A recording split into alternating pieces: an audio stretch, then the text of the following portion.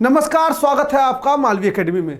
तो बच्चों, इस वीडियो में हम लोग बीएचयू, बीए आर्ट्स और सोशल का काउंसलिंग करने वाले हैं। बड़े परेशान हो यार कि सर प्रेफरेंस एंट्री फॉर्म भरना है, क्या भर दे, कौन सब्जेक्ट चुन ले, कैसे चुन ले ताकि हमारा जो है सिलेक्शन हो जाए। देखो, सिलेक्शन का तो एक ही आधार है, मार्क्स के बेसिस पे सिलेक्शन होना है। हम देखें कुछ वीडियो यूट्यूब पे, कम नंबर में कैसे हो जाए सिलेक्शन, ज़्यादा नंबर में ऐसे भर दो प्रेफरेंस एंट्री, कोई मतलब नहीं है। प्रेफरेंस एक्चुअली है क्या? प्रेफरेंस है कि आप किस विषय को प्रायोरिटी बेसिस पढ़ना चाहते हैं। मान लीजिए कि हमारा XYZ कोई नंबर आया और हम कह रहे हैं बीएचयू को हिस्ट्री ही पढ़ेंगे और हिस्ट्री हमारे मार्क्स पे आ ही नहीं रहा है, तब ना मार्क्स का प्रॉब्लम आएगा। अब आप मार्क्स लाए हैं 75 को और 75 मार्क्स में तुम भर दो 500 प्रेफरेंस, उससे क्या फर्क पड़ता है। लेकिन हाँ, एक चीज जरूर है कि प्रेफरेंस में आप सारे सब्जेक्ट को जरूर भरिएगा, क्योंकि कई लोग क्या होता है ओवर कॉन्फिडेंस में सब्जेक्ट्स को भरते ही नहीं है कि हम तो टॉपर हैं, हमारा तो सिलेक्शन जो है वो हो ही जाना है। तो इस भ्रम में मत रहिएगा, सारे सब्जेक्ट्स को जो है चुनिएगा।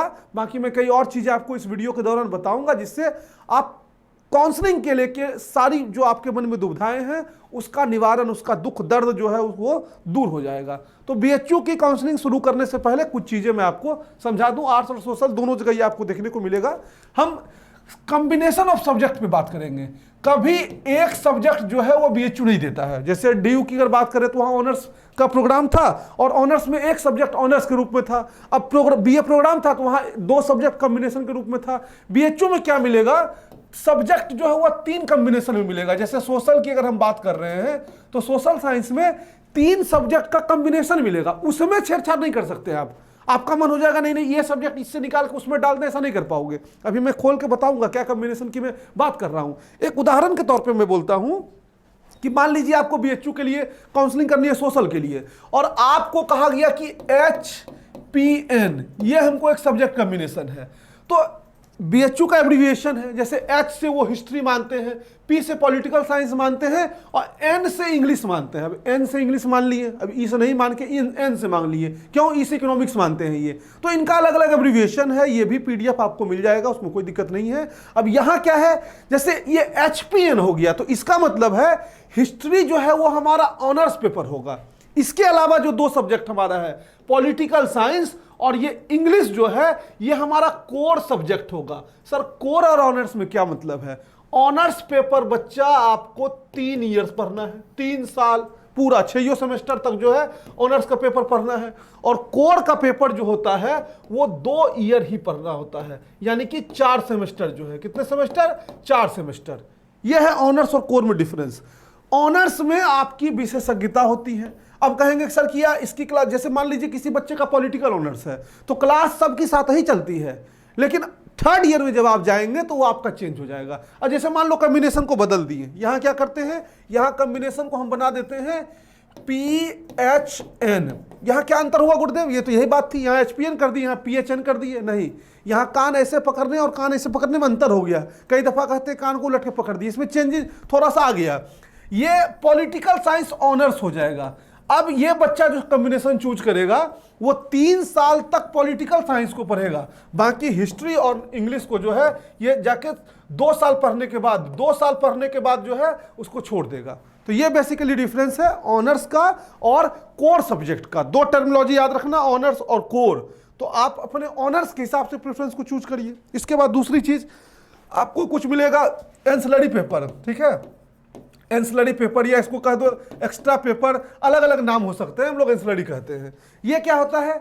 ये भी एक अलग सब्जेक्ट होगा जो उन तीनों से अलग होगा। जैसे HPN लिए हिस्ट्री, पॉलिटिकल, इंग्लिश, तो उन तीनों सब्जेक्ट को छोड़ के होगा एंसिलरी का एक पेपर और एक होगा आपका लैंग्वेज का पेपर। तो इसमें ज़्यादा दिमाग मत लगाना, क्योंकि आप दिमाग कुछ भी लगाएंगे यहाँ जो चॉइस मैंने ये सब बहुत सब्जेक्ट का बहुत लोड नहीं होता है, ठीक है। कोई भी सब्जेक्ट आप लेंगे तो ठीक ठाक आप पढ़ाई करके पास उसको कर जाएंगे। मेन आपको फोकस क्या करना है? मेन फोकस करना है कि आपका ऑनर्स और कोर जो है उसका चुनाव ढंग से करना है। ये नहीं कि ऑनर्स और कोर के चुनाव में जो है दिक्कत कर दें। बाकी एंसिलरी और लैंग्वेज ये सब की क्रेडिट थोड़ी कम होती है, लेकिन आप आसानी से कर जाओगे। लैंग्वेज और एंसिलरी का लोड बहुत नहीं लेना है। हाँ, ऐसा मत करना कि अब जो है पढ़ना ही मत, क्योंकि इसका मार्क्स जुड़ेगा। कई बार बच्चों के मन में ये भ्रम आ जाता है यूनिवर्सिटी में आने के बाद, अरे ये तो एंसिलरी है, तो लैंग्वेज है, इसको क्या पढ़ना। मार्क्स सबका जुड़ता है, लेकिन जो बेस आपका होता है ना, वो बेस क्या बनाता है, बेस हमारा बनाता है ऑनर्स और कोर पेपर, ये ध्यान रखिएगा। चलिए आपको हम लेके चलते हैं वेबसाइट पे, एक एक चीज खोल के बताते हैं ताकि आपकी समझ जो है और बेहतर हो सके। आ गया मैं आपको लेके bhuonline.in पे। अब इसके बाद यहां से आपको लॉगिन करने के लिए एप्लीकेशन नंबर पासवर्ड डालना होगा और एप्लीकेशन नंबर पासवर्ड डाल के खटाक से कर लेना लॉगिन। जैसे करोगे खटाक से लॉगिन वैसे खुल जाएगा फटाक से ये पेज। तो जब ये पेज खुलेगा तो देखो क्या लिखा है, ये लिखा है इस बच्चे को बीए आर्ट्स से आया है, regular fee seat on the main campus. दो टर्म यूज किया गया है, रेगुलर फी सीट और दूसरा है पेड फी सीट। अब चूंकि ये आर्ट्स और सोशल दोनों ही के लिए अप्लाई कर रखा है तो दोनों जगह से इसकी जो है काउंसलिंग होनी है। अब क्या है रेगुलर फी सीट का मतलब, रेगुलर मतलब कि सामान्य फी जो लगती है, जैसे किसी भी कोर्स की फी है 2900 रुपया, उसको कहेंगे रेगुलर फी। 2900 रुपये क्या कहेंगे, रेगुलर फी। अब पेड सीट का क्या मतलब है, मान लो नंबर ऑफ सीट्स जो वो भर गया, किसी कोर्स में टोटल नंबर ऑफ सीट्स जो है 100 है, तो बीएचयू कहता है कि 15 सीट हम सप्लीमेंट्री रखते हैं। 15% मैक्सिमम सीट क्या करते हैं, हम इसको सप्लीमेंट्री सीट मानते हैं और इस सप्लीमेंट्री सीट को ये पेड सीट के रूप में बदल देते हैं। यानी कि जैसे मान लो किसी बच्चे का मार्क्स है 265 और एडमिशन जो है वो 266 पे क्लोज हो गया, जनरल का के जनरल कैंडिडेट्स का एडमिशन कहां पे क्लोज हो गया, इसमें कोई रिजर्वेशन नहीं लगेगा पेड सीट में। जनरल कैंडिडेट्स का एडमिशन जो है 266 पे मान लो आके क्लोज हो गया है, तो अब 266 से नीचे 265, 264, 263 जब तक ये 15% सीटें जो है वो ना भर जाए वो पेड सीट के अंतर्गत उसका एडमिशन हो सकता है। इसलिए कई बार देखते हैं कि जितनी सीटें आपकी एडवर्टाइज की गई हैं, जितने सीटों का जो है विज्ञापन निकाला गया उससे ज़्यादा बच्चे क्लास में देखने को मिलते हैं, तो 15% यही एडिशनल सीट बढ़ जाएगी। तो पेड सीट की फी जो है वो अलग से होती है, 15,000, 20,000 अलग अलग फैकल्टी के हिसाब से जो है ये डिफर करेगा, लेकिन वो आपका पूरा फी स्ट्रक्चर में वो लिखा रहता है, ठीक ना। तो ये है पेड और रेगुलर फी का अंतर। अब यहाँ कई बच्चों के मन में ये होगा सर पेड में हम कितना पेड कर देंगे, तो जो बीएचयू कहा है वही पेड करोगे और मार्क्स के हिसाब से एडमिशन होगा। अगर कोई भरमा दे कि 5 लाख दिला देंगे, विधायक जी कह देंगे, फलना जी कह देंगे, हमारे सांसद जी कह देंगे तो एडमिशन हो जाएगा, तो भ्रम में मत पड़ना, क्योंकि सांसद जी के कहने से भी एडमिशन होना नहीं है। दुनिया बहुत आगे निकल चुकी है, आरटीआई एक्टिविस्ट जो है बहुत एक्टिव हैं, तो गलत करने से पहले 200 बार गलत करने वाले को सोचना पड़ेगा। तो झांसे में नहीं आना है और 2-10,000 अपना नहीं गवा देना है, कोई कुछ नहीं कर पाएगा एडमिशन कराने में, बता दे रहे हैं। एडमिशन कंप्लीट प्रोसेस के थ्रू होगा और बहुत जेन्युइन एडमिशन जो है वो होता है। अब आते हैं हम ये रेगुलर और पेड सीट सिखा दिया आपको, अब एक दो टर्मिनोलॉजी और सिखा दे रहे हैं। जैसे मेन कैंपस है और क्या है, यहाँ पे है आरजीएससी और एफिलिएटेड कॉलेज। एकदम स्पष्ट कर दें कि आरजीएससी में बीए की पढ़ाई नहीं होती है। ये बीएचयू का सॉफ्टवेयर सिस्टम ऐसा है कि आरजीएससी/एफिलिएटेड सबको भेजता है। आरजीएससी/एफिलिएटेड का क्या मतलब है कि इस बच्चे को कॉल जो है एफिलिएटेड से भी गया है, यानी कि अगर इसका मेन कैंपस में नहीं होता है तो एफिलिएटेड में ले सकता है। या मान लीजिए इसका इच्छा कि नहीं मेन कैंपस में पढ़वे नहीं करेंगे, हम एफिलिएटेड में ही लेंगे, तो एफिलिएटेड में ले सकता है। मेन कैंपस का मतलब है वह कैंपस जो कि लंका में स्थित है, बीएचयू का जो मुख्य परिसर है उसको इंग्लिश में कह रहे हैं मेन कैंपस, ठीक है। जो लंका वाला कैंपस देख रहे हो 5 किलोमीटर का, इसको हम लोग कहते हैं मेन कैंपस। और यहां से 60 किलोमीटर की दूरी पे कैंपस है जिसको कहते हैं RGSC, Rajiv Gandhi south campus. क्या कहते हैं, राजीव गांधी साउथ कैंपस। ये आपके बरकच्छा मिर्जापुर में है। कहां है, मिर्जापुर में है। 60 किलोमीटर मेन कैंपस से ये दूर है, ठीक। एक चीज यहां स्पष्ट कर दें कि यहां बीए की पढ़ाई होती ही नहीं है, यहां एजी की पढ़ाई होती है और कुछ प्रोफेशनल कोर्सेज जो है वो चलते हैं। तो जिनको भी कॉल लेटर में आरजीएससी दिख रहा है, भ्रम में मत आना कि हमारा एडमिशन आरजीएससी में होगा। कई बच्चे कहते हैं आरजीएससी में सर एडमिशन हमारा कब होगा, कभी नहीं होगा, क्योंकि वहां कोर्से नहीं चल रहा है तो एडमिशन कैसे होगा। अब आते हैं एफिलिएटेड कॉलेज की बात करते हैं। एफिलिएटेड भी टर्म था ना एक, एफिलिएटेड यानी कि बीएचयू से संबद्ध कॉलेज। ये क्या होता है सर, बीएचयू से संबद्ध कॉलेज का मतलब होता है कि वैसे कॉलेजेस जो मेन कैंपस में नहीं है लेकिन डिग्री बीएचयू की मिलेगी, आपकी जो एग्जाम होंगे वो बीएचयू में होंगे, सारे आपके जो क्रियाकलाप हैं वो बीएचयू के द्वारा नियंत्रित होते हैं। कॉलेज आपका अलग है लेकिन आप किसके अंतर्गत आएंगे, बीएचयू के अंतर्गत आएंगे। एज फॉर एग्जांपल कुछ एफिलिएटेड कॉलेज की अगर हम बात करें तो एक हमारा है डीएवी पीजी कॉलेज, ठीक है। क्या है, डीएवी पीजी कॉलेज। ये मेल और फीमेल दोनों के लिए है।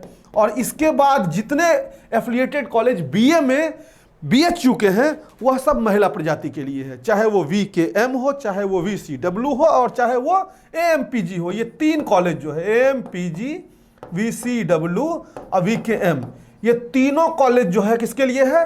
ये तीनों ही कॉलेज जो है सिर्फ फीमेल के लिए है। बाकी जितने भी आपके मेन कैंपस हैं वह मेल और फीमेल दोनों के लिए, और DAVPG एक एफिलिएटेड है, यह भी मेल फीमेल दोनों के लिए। अब एक और नाम आएगा महिला महाविद्यालय MMV।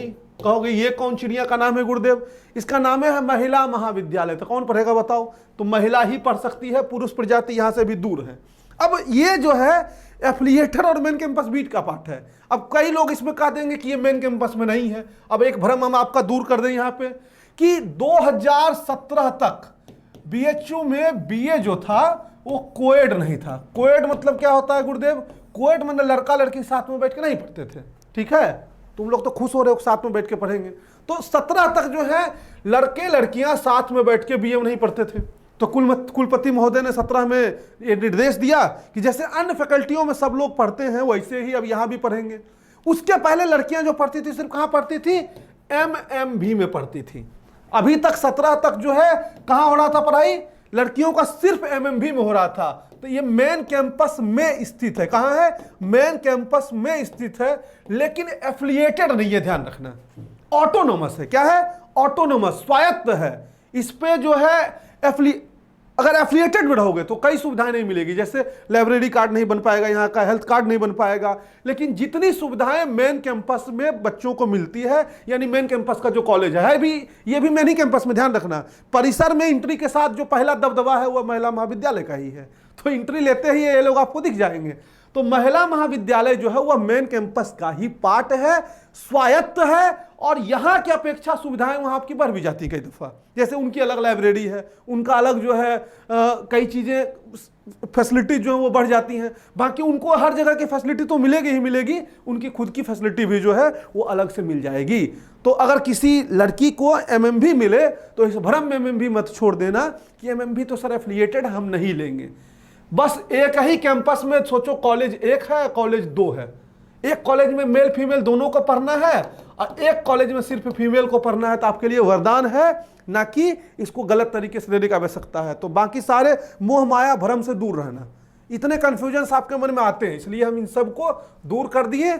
और हमको लगता है अब कुछ और इसमें बताने लायक है नहीं। मोड की बात कर रहे हैं तो मोड ऑनलाइन ही काउंसलिंग का है। इसके बाद अगला हमको दिख रहा है डॉक्यूमेंट अपलोड। तो डॉक्यूमेंट अपलोड कर दोगे तो अपलोडेड दिखने लगेगा। फिर है प्रेफरेंस एंट्री, तो प्रेफरेंस एंट्री पहले भरना है तो प्रेफरेंस एंट्री दिखेगा, भर दिए। फिर लॉक जब हो जाएगा प्रेफरेंस एंट्री तो उसमें कोई छेड़छाड़ नहीं कर पाओगे। प्रेफरेंस एंट्री क्या है? वही सब्जेक्ट का चुनाव कि हमको ये सब्जेक्ट पढ़ना है, किस प्रेफरेंस में सेट करेंगे। फिर आपका वेरिफिकेशन, BHU वेरीफाई करेगा तो वेरीफाइड लिख देगा, और फिर रिजल्ट आ जाएगा तो रिजल्ट वाला पोर्टल उस पर आपका शो करने लग जाएगा। तो ये है। अब इसके नीचे लिखा है to complete the online process following the following steps strictly fill eligibility marks. अब एलिजिबिलिटी मार्क्स में ध्यान रखिएगा 12th वाला परसेंटेज डालना है। हे मेरे प्रभु बैलों परियों, यहां मत जोड़ जाड़ के डाल देना जनरल टेस्ट का मार्क्स, उसके बाद फलाना मार्क्स, सब उसके पास है। 12th का जो परसेंटेज आपका होगा अप टू 2 डेसिमल पॉइंट, और 12th में भी वो परसेंटेज, BA आर्ट्स और सोशल के लिए बात कर रहा हूं, ठीक है। 12th में भी वो परसेंटेज जो आपके मेजर सब्जेक्ट्स के हैं, यानी जो 5 सब्जेक्ट सामान्य तौर पे मैं बात कर रहा हूं, उसके और अन्य बोर्डों की बात नहीं कर रहा हूं क्योंकि कुछ बोर्ड में अलग अलग सिस्टम है। जो मेन सब्जेक्ट आपके होते हैं, जैसे मान लीजिए 5 सब्जेक्ट मेरा मेन है, 1 सब्जेक्ट एडिशनल है, तो एडिशनल वाले का नहीं जोड़ना, आपको अपने मन से जोड़ जाड़ के जोड़ घटाव करके नहीं डालना है। जो मेन सब्जेक्ट है उसका मार्क्स आप डालोगे क्वालिफाइंग मार्क्स में। अब यहाँ कुछ बच्चे हमको ये कहेंगे सर हमने गलती कर दी, अब हमारा क्या होगा? तो पहले तो बैल हो, गलती कर दिए तो समझाए तो नहीं करना है शुरुआत में ही। 40,000 लोगों ने ऑलमोस्ट उस वीडियो को देखा भी है, उसके बावजूद आपने कर दिया तो बैल तो हो। अब क्या करोगे? तो अब इसका सॉल्यूशन ये है, इंतजार करो। जब BHU से कॉल जाएगा तो उस समय कहना सर हमसे गलती हो गया है, इसको सही करा दीजिए। अब बाकी अगर गलती है भी तो उस वजह से छटोगे नहीं, ये लोग चेक करेंगे उसको। लेकिन इतना ध्यान रखना, बैल हो, बार बार ये गलती जीवन में करोगे तो कभी आगे नहीं बढ़ पाओगे, एकदम फैक्ट है ये। हर समय हड़बड़ी में रहना, हर समय जो तोप खान बन जाना, ये सब बहुत निगेटिव अप्रोच है। तो ऐसे अप्रोचेस से बचिए। अगर गलती कर रहे हैं तो आप ही को बोल रहे हैं, और गलती नहीं की हो तो फिर आगे बढ़ो हमारे साथ। तो ये हमारा हो गया, ठीक है, समझ गए ये सारी चीजें ना। अब हम चलते हैं इसमें प्रोसेस में, क्या करेंगे? यहाँ पे प्रेफरेंस एंट्री जो है वो हम खोलेंगे। प्रेफरेंस एंट्री खोलेंगे तो प्रेफरेंस एंट्री में देखिए हमारा जो है मार्क्स दे दिया, ये ऑलरेडी एलिजिबल है बी आर्ट्स के लिए। बी आर्ट्स में हमारा फाइनल स्कोर बन रहा है 376.37901 और बी ए सोशल साइंसेस में उतना ही बनेगा। जब जोड़ के मान लीजिए कहीं हिसाब से जोड़ रहा है तो उतना ही करेंगे। अब कर देंगे किस पे क्लिक, गो पे क्लिक कर देंगे। गो पे क्लिक करते हैं हमको कहा कि अपलोड कर दो मार्कशीट, क्या क्या है। सबसे पहले कहा सीयूईटी यूजी 2022 का स्कोर कार्ड अपलोड करो, तो हमने स्कोर कार्ड जो है वह खोल रखा है अपने पास। तो ये सीयूईटी 2022 का स्कोर कार्ड जो है ये हमको ओपन, हम इसको देख भी लेते हैं 1 मिनट ओपन करके। सीयूईटी का स्कोर कार्ड ही, वैसे हम कंफर्म है कि सीयूईटी का स्कोर कार्ड ही है। चलो इसका, इस बच्चे की काउंसलिंग हम कर रहे हैं। सीयूईटी का स्कोर कार्ड ओपन हो गया, फिर कह रहा है कि अपलोड पे क्लिक कर देंगे, अपलोड हो जाएगा। फिर कह रहा है हाई स्कूल का डेट ऑफ, हाई स्कूल डालिए, डेट ऑफ बर्थ के लिए यूज करता है तो 10th सर्टिफिकेट को ही हाई स्कूल कहते हो ना, तो 10th वाला सर्टिफिकेट डाल दिए। फिर कर दिए इस पे अपलोड पे क्लिक, यहाँ डॉक्यूमेंट शो करने लग गया। फिर कह रहा है इंटरमीडिएट का मार्कशीट डाल दीजिए, लो डाल दे रहे हैं। 10th के बाद 12th का वाला मार्कशीट जो है वह डाल दे रहे हैं, इसका 12th वाला मार्कशीट भी डाल दे रहे हैं। इसके बाद कह रहा है कि SC ST OBC जो नहीं है उनको नहीं डालना है, यहाँ पे हमारे पास है उपलब्ध, तो SC ST OBC वाला चूज कर लेते हैं। तो कास्ट सर्टिफिकेट है ये, मिस्टर वायरस का है, पी मैंने पवन है हर जगह, ठीक है। कंफ्यूज मत होना कि पी हर जगह सर क्यों लिखे हैं, क्योंकि कई बच्चों का काउंसलिंग कई दफ़ा कर जाना होता है तो उसमें हम लोग कुछ पॉइंट डाल देते हैं, समझ जाए किसका बाद में भी। चलो इसको भी अपलोड कर दिए, देख रहे हो सब जगह दिख रहा है कि अपलोड हो गया। और जहाँ नहीं हुआ नो अटैचमेंट। फिर कह रहा है इनकम डालिए OBC SC ST वाला, इनकम भी ये बच्चा तैयार है एकदम, सर्टिफिकेट से टाइट है लड़का, तो इनकम भी लो, इसका अपलोड कर दिए और यहाँ पे कर दिए अपलोड पे क्लिक। और फिर एनेक्जर 10 जो है वो आप डाउनलोड कर लीजिएगा। एनेक्जर जो है, एनेक्जर 10 का ये जो है हम अपलोड कर दिए इसको। अब एनेक्जर जो है वो PDF में डाल देंगे, वो डिक्लेरेशन है, ठीक है। ये देखो ये क्या डिक्लेरेशन खोल के पढ़ के बता दे रहे हैं, ये आपका डिक्लेरेशन है, इसे अपलोड हो रहा है, लेकिन लोग पहले खोल के आपको दिखा दें इसमें क्या है। देखो इस एनेक्जर में लिखा हुआ है, खुल जाओ भाई, काहे परेशान कर रहे हो, खुलो, बच्चे को देखना है, तुम लोग खुल नहीं रहे हो। इसमें लिखा आई पवन कुमार सन ऑफ राम प्रसाद महतो 29/22 को डॉक्यूमेंट्स जो हम अपलोड किए हैं ऑनलाइन के लिए ट्रू है मेरे नॉलेज में। अगर हम कोई छेड़छाड़ करते हैं तो BHU जो है यह अधिकार सुरक्षित रहता है कि कान मचोड़ के हमको तुरंत वहां से भगा दे, यानी आपका एडमिशन कैंसिल कर दे। तो कोई 3-5 नहीं करना है सर्टिफिकेट अपलोड करने वक्त। अपलोड अगर जो भी सर्टिफिकेट अपलोड करेंगे जेन्युइन, ये नहीं कि कास्ट नहीं है तो कुछ किसी का अपलोड कर दिए, पड़ोसी का मांग के नाम एडिट करके डाल दिए, फंस जाओगे और उसी समय एडमिशन भी कैंसिल हो जाएगा, ये ध्यान रखना। तो ये सब एनेक्जर आपको साइन करके कर देना है अपलोड, और इस पर कर दोगे क्लिक, ये हो गया फाइनली इसका अपलोड। और इसका काउंसलिंग वाला ये प्रोसेस हो गया पूरा।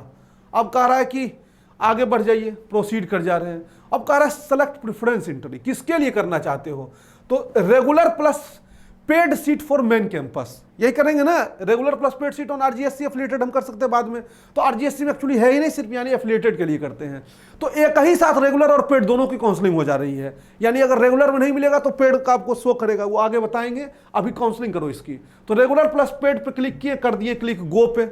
गो पे क्लिक किए तो हमारा मार्क्स दिखा दिया। फिर सावधान, पूछ रहा है हॉस्टल चाहिए, लिख देना यस, 5 बार चेक करना यस किए हो कि नो कर दिए हो कम से कम। बहुत बच्चे नो कर देते हैं, और एक बार जहां किए गलती से नो और नहीं हुआ सुधार तो हॉस्टल नहीं मिलेगा, याद रखना। और हॉस्टल वरदान होता है, तो अगर मिल रहा है तो उसका लाभ लेना। और फिर ये मत कहना कि सर अपने आप नो हो गया, कई बच्चे बाद में कहते हैं अपने आप नो हो गया, तो ये लोग भी कह देंगे ठीक है अब अपने आप नो हो गया तो यस हो भी नहीं सकता अपने आप। तो इसलिए बारीकी से भरना, कोई हड़बड़ी मत करना। अब खुल गया हमारे पास जो है सब्जेक्ट कॉम्बिनेशन। अब आर्ट्स वाला चूंकि हम भर रहे थे, ठीक है, क्या भर रहे थे, आर्ट्स वाला, इसको जो है हम फिल कर रहे थे।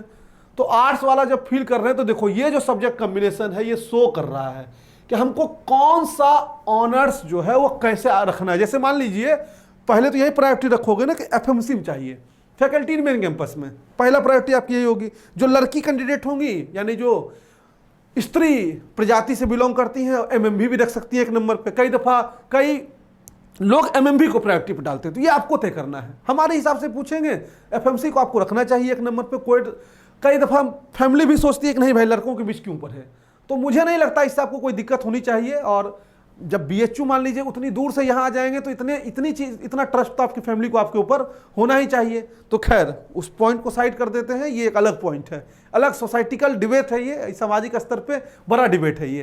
तो हम आते हैं एफएमसी वाले पे। तो मेरा सजेशन अगर मानोगे तो एफएमसी को प्रायोरिटी पर डालना, दूसरे प्रायोरिटी पे एमएमबी को रखना। हाँ, एक चीज ये कर सकते हैं कि नहीं हमारा ऑनर्स के हिसाब से सर प्रायोरिटी है, तो ऑनर्स के हिसाब से अगर प्रायोरिटी रखोगे तो फिर एफएमसी एमएमबी मिक्स भी कर सकते हो लड़कियां। तीसरा एफिलिएटेड, तो कोशिश करना कि पहले एफएमसी एमएमबी मिल जाए, वो ना मिल रहा हो तो वो ना मिल रहा हो तो एफिलिएटेड भी हमारा हो जाए। अब कहोगे एफिलिएटेड में हम किसको टारगेट करें, तो एफिलिएटेड में सबसे अच्छा जो है वो हमारे हिसाब से वीसीडब्ल्यू है, फिर वीकेएम है, फिर एमपीजी है लड़कियों के लिए। डीएवी की बात करोगे तो हम तो चाह रहे हैं कि लड़कों को डीएवी मिल जाए, बाकी डीएवी भी आपका अच्छा है तो डीएवी भी आप चॉइस दे सकते हैं। और चूंकि इन सारे जगहों पर लड़कियां रहती हैं तो आसपास आपके लोकेलिटी में रहने की व्यवस्था जो है लड़कियों के लिए ठीक ठाक है। ठीक है, चलो तो अब हम आते हैं प्रेफरेंस भरने। प्रेफरेंस कैसे भरेंगे, मान लो इस बच्चे का मन है कि सर हमको जो है एंशिएंट हिस्ट्री अपना ऑनर्स पेपर रखना है। क्या रखना है, एंशिएंट हिस्ट्री ऑनर्स रखना है। दूसरा है ईसीओ से इकोनॉमिक्स और तीसरा है जीईओ से ज्योग्राफी। यानी ये बच्चा ऑनर्स के रूप में रखना चाहता है एफएमसी में इकोनॉमिक्स एंशिएंट हिस्ट्री को, फिर रखना चाहता है इकोनॉमिक्स को, फिर रखना चाहता है ज्योग्राफी को। ठीक है, इसके बाद इसके मन में आया कि नहीं सर इकोनॉमिक्स इकोनॉमिक्स ज्योग्राफी तो ठीक है, अब हम दूसरा प्रेफरेंस जो लेके रहना चाहते हैं वो कोई ऐसा सब्जेक्ट लेके चाहते हैं जिसमें कि मान लीजिए ये ऐसी ही पहले रखेगा, मान लो ऐसी रख रहा है तो ये तो आप लोगों का मन का बात, हम कैसे मन की बात पकड़े, क्या पढ़ना चाह रहे हो। हम अपने हिसाब से बस ये कहेंगे कि सब अरेंज करो पहले अपने हिसाब से।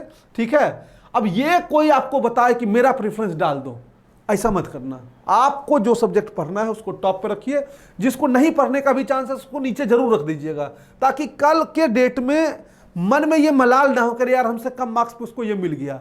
याद रखना, ओवर कॉन्फिडेंस बहुत बुरा चीज होता है, बार बार हम बोल रहे हैं। क्यों, क्योंकि हम लोग हर साल दिखते हैं, कुछ बच्चे यही 2-3 प्रेफरेंस भर देंगे, उनको ओवर कॉन्फिडेंस है मन में कि हम तो गुरुदेव तोप खाना हमको मिल जाएगा। अरे भाई मान लो तुम 275 नंबर ले आए हो जनरल टेस्ट में और एआईएससी के लिए ऑनर्स अप्लाई कर रहे हो। ठीक है, एआईएससी क्या कर दिया, ऑनर्स अप्लाई, और 275 से ऊपर में जो है 60 सीट भर गया एआईएससी का, तब क्या करोगे, तो झूला झूलोगे, ऑप्शन है नहीं, क्योंकि आपके ऊपर वाले ने सबने एआईएससी अप्लाई कर दिया, तो उन्हीं से सीट वो फुल हो गई। कम से कम दूसरा अगर करके रखोगे तो मिल जाएगा ना, इंग्लिश एआईएससी और संस्कृत ऐसे कर लेंगे तो कोई भी यहां से अगर चूज करते हैं तो इससे होगा क्या, थर्ड ईयर में मैं बता दूं ऑनर्स तक अभी तक चेंज करने का प्रावधान है। तो अगर आपके समय भी नियम ये रहेगा, मान लो रहेगा ही, हम ये अगर मगर लगा क्यों बोल रहे हैं, क्योंकि हम अपने ऊपर तो कोई जिम्मेदारी ले नहीं सकते भाई, हम तो एडमिनिस्ट्रेशन है नहीं, तो इसीलिए अगर मगर लगा के आपको बात बता रहे हैं। लेकिन नियम यही है कि ऑनर्स थर्ड ईयर में चेंज हो जाता है। फिर वहां एक शर्त जुड़ी हुई है, टर्म्स एंड कंडीशन अप्लाइड, कि आपके दोनों ईयर के मार्क्स के बेसिस पे होता है। तो अब ये उम्मीद तो नहीं करेंगे आपसे ना कि यहाँ बैल बन जाओगे, हम तो ये उम्मीद करेंगे पढ़ोगे तो ऑनर्स भी चेंज थर्ड ईयर में हो जाएगा, लेकिन इन्हीं 2 सब्जेक्ट में जो आपके कोर में है उसके अतिरिक्त नहीं। ठीक है, तो ये आपका सब्जेक्ट कॉम्बिनेशन यहां से फील करके आप आगे बढ़ोगे। इसी तरह से सोशल साइंस का भी आप कर लेंगे। आप एक देखो लैंग्वेज प्रेफरेंस वाला है, वहां स्लडी वाला भी बीएचयू सोशल साइंस में आएगा। लैंग्वेज में क्या करें गुरुदेव, तो लैंग्वेज में लिख दोगे 1 2 3 4 अपने मन से।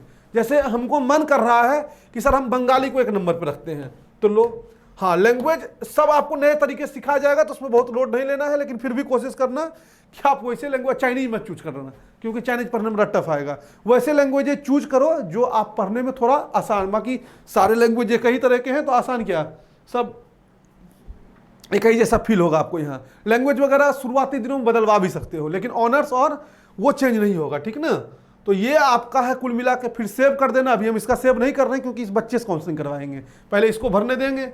ठीक ना, इसलिए हम इसको सेव नहीं कर दे रहे हैं। अब सेव करने के बाद आप रीसेट भी कर सकते हैं, मान लीजिए हम यहाँ से भी लो रीसेट कर दे रहे हैं, तो अभी हमारा क्या हो जाएगा, रीसेट भी हो जाएगा। हॉस्टल रिक्वायरमेंट को ऐसी रखना। इसी तरह से हम मान लो दूसरा प्रेफरेंस भरना चाहेंगे, सोशल वाला, देखो खोल के दिखा देता। अब यहाँ एक चीज देखिए, यहाँ सब में कंप्लीट दिखा दिया, डॉक्यूमेंट अपलोड हो गया ना। ऐसे जैसे सोशल में जाएंगे ना, सोशल साइंस में जाएंगे, ऑटोमेटिक इसका सब कुछ कंप्लीट हो जाएगा उधर। अच्छा, फिर से अपलोड करने कह रहा है, ये भी गजब व्यक्ति है भाई। लो फिर से अपलोड कर दे रहे हैं, इसका सीयूईटी का मार्क्स कर अपलोड करने, सीयूईटी का स्कोर कार्ड, ये आज अलग इसका सिस्टम है, गलत सिस्टम है ये जो भी है। का एक जगह अपलोड करा दिया, फिर काय करा रहे हो हमसे, झूठ मूठ में मेहनत बढ़ा दी हमारा। 10th का सर्टिफिकेट लो अपलोड कर दिए, वीडियो भी लंबा कर रहा है। ट्वेल्थ की मार्कशीट थी ना, ट्वेल्थ वाली मार्कशीट थी। चलो हो गया। कास्ट सर्टिफिकेट कर रहा है, कास्ट सर्टिफिकेट खुल जाओ भाई। इसके बाद इनकम सर्टिफिकेट कर रहा है, इनकम सर्टिफिकेट भी खुल जाओ भाई साहब। यही है ना इनकम, सब ठीक किया ना। CUT 10 12 cast income.